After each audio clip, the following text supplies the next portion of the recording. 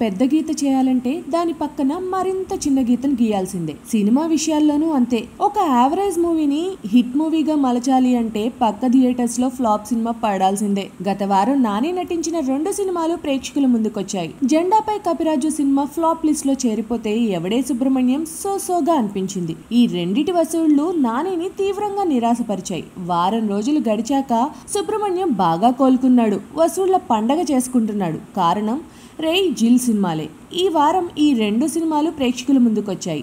రే disaster list లో చేరితే జిల్ ఓకే అనిపించాడు. అయితే రెండిటికి వసూళ్లు లేవు. దాంతో గత వారం వచ్చిన ఎవడే సుబ్రహ్మణ్యం హాల్స్ నిండడం ప్రారంభమయ్యాయి. ఏ సెంటర్స్ లో నాని సినిమా బలంగా పుంజుకుంది. దానికి కారణం గోపీచంద్, సాయి ధరమ్లే. అలా వీళ్ళిద్దరూ కలిసి అయిపోయిందనుకున్న సినిమాని నిలబెట్టారన్నమాట. నాని వీళ్ళిద్దరికి థ్యాంక్స్ చెప్పుకోవాల్సిందే మరి.